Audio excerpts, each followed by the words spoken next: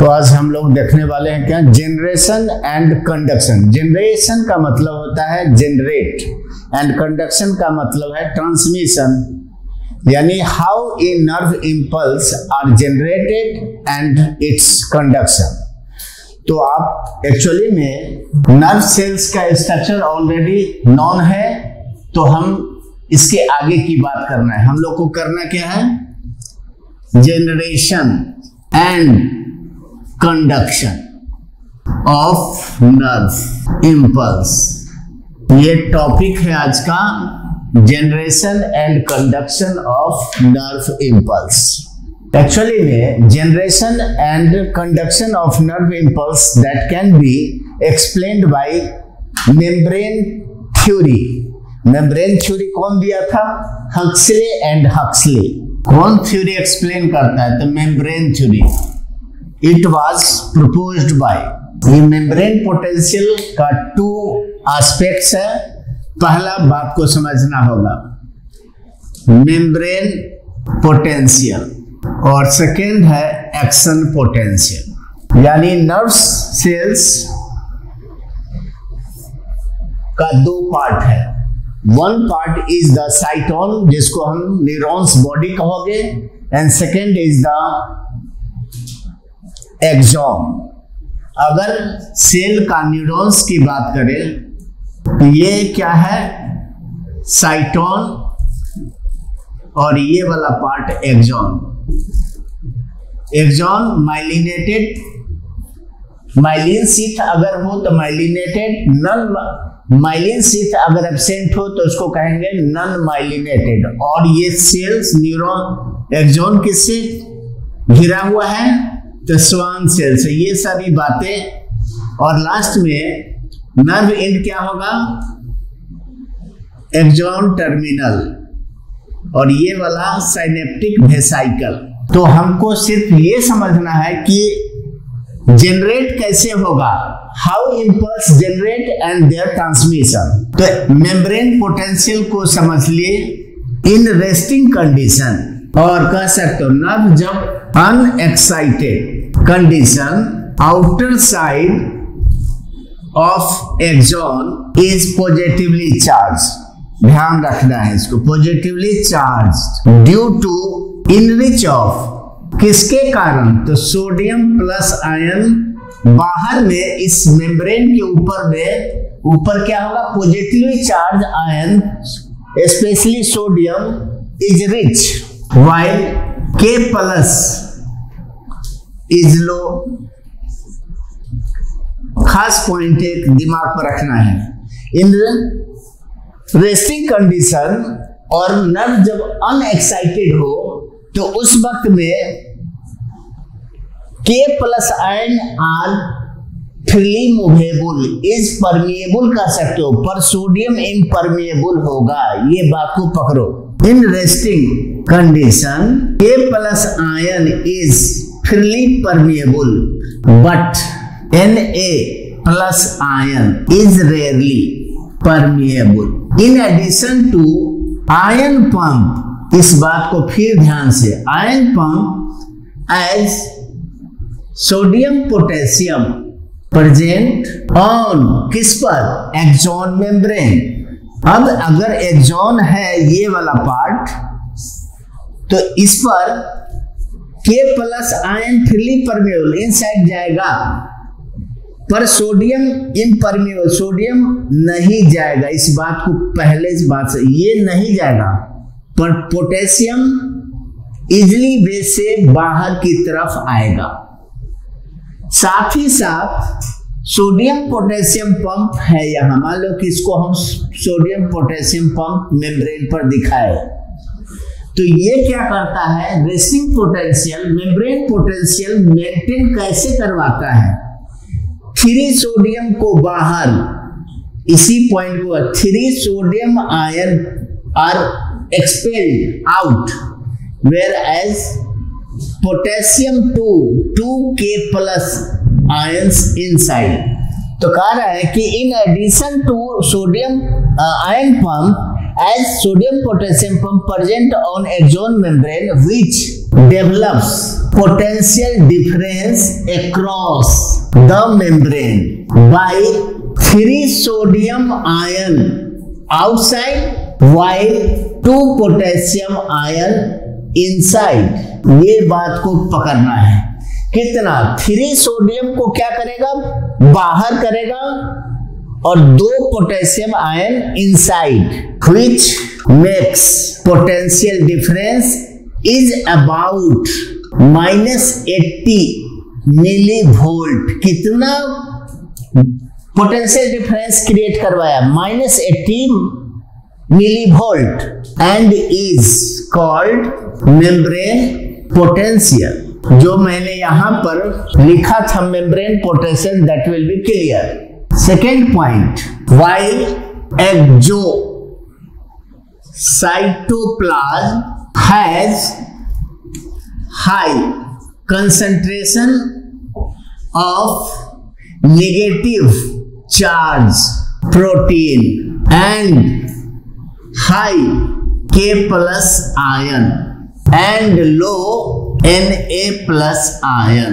मैंने क्या बोला कि एक्सोसाइटोप्लाज्म, इसमें यहां पर K प्लस आयन हाई है, सोडियम का आयन कंसंट्रेशन लो है, नेगेटिवली चार्ज प्रोटीन कंसंट्रेशन ज्यादा है। इस बात को ध्यान। किंतु ये मेम्ब्रेन पोटेंशियल क्यों डेवलप मैक्सिमम कितना पहुंचा? -80 माइक्रोवोल्ट, क्योंकि ion pump that will be present कहां प्रेजेंट है?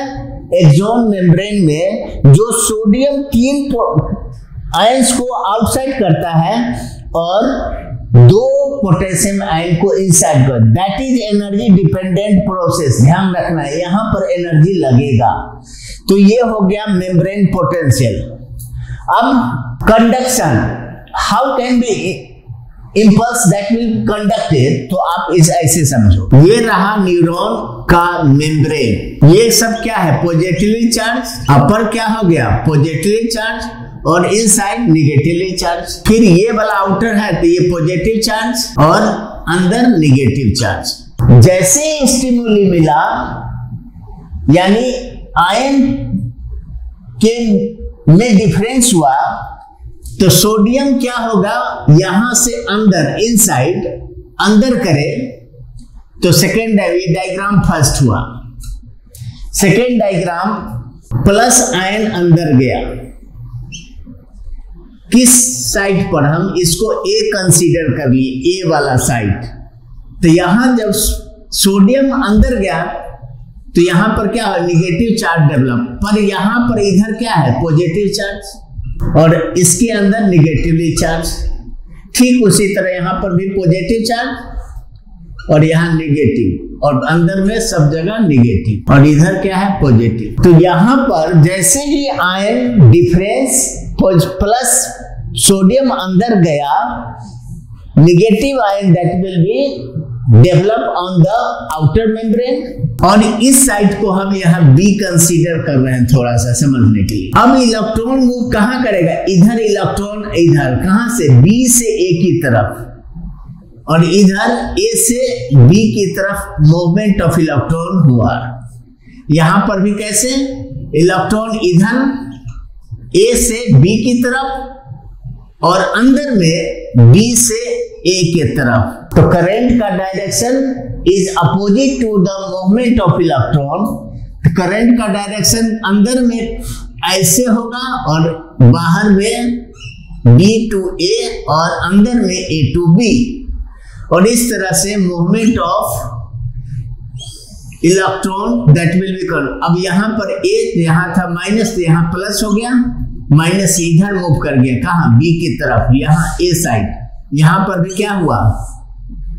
माइनस अंदर और यहां प्लस, अंदर में यहां पर माइनस, यहां पर प्लस, और इधर क्या था? माइनस, और इधर प्लस। तो ये जो साइट है that is called generation of action potential. यहां पर एक्शन पोटेंशियल जनरेट हुआ। अब ये क्या हो रहा है? इलेक्ट्रॉन अंदर में इनसाइड एक्सॉन, इलेक्ट्रॉन का मूवमेंट बी से ए की तरफ, but direction of current inside axon membrane A to B, whereas upper side of axon movement of electron A to B, but direction of current is B to A.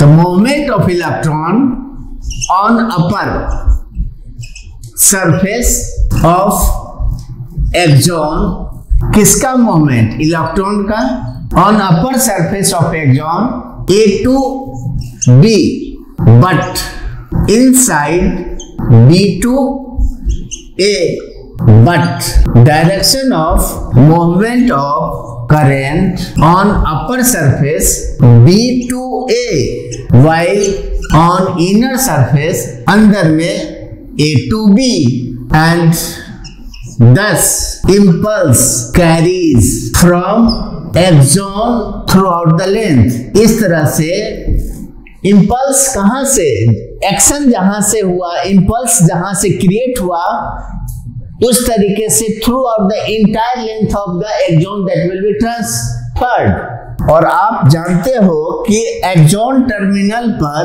Synaptic knob, ये क्या है? Synaptic knob, और इसके अंदर में क्या है? Vesicle है, साइनेप्टिक। और जैसे ही current impulse that will be comes to the synaptic node, synaptic vesicle that will be have neurotransmitter and that will be release synaptic cleft. ये नर्व्स का दूसरा, ये नर्व का पहला एंड है और यहाँ से दूसरा स्टार्ट हुआ, तो इस जगह को क्या कहेंगे? Synaptic cleft. और ये न्यूरोट्रांसमीटर है जिसका नाम है एसिटाइल कोलिन, जो क्या करेगा?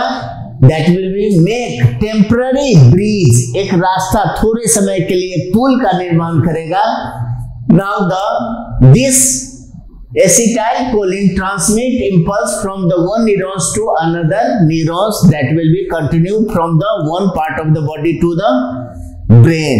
इस तरह से ट्रांसमिशन करंट का, तो जनरेशन कैसे हुआ and transmission that will be completed, यह क्लियर हो गया होगा। जिस वक्त एक्शन पोटेंशियल, मेम्ब्रेन पोटेंशियल कितना? -80 माइक्रो मिली वोल्ट, और जैसे ही यह डिस्टर्ब हुआ तो यह पहले कंडीशन कहलाएगा पोलराइज्ड, और ये क्या कहलाएगा? Depolarised, depolarised. अब तक डीपोलराइज्ड ही है, पर फाइनली जब नर्व का बाहर वाला फाइनली पॉजिटिव लेयर हो जाए और ये अंदर वाला निगेटिव, तब ये कहलाएगा रीपोलराइज्ड। ये क्या कहेगा? रीपोलराइज्ड।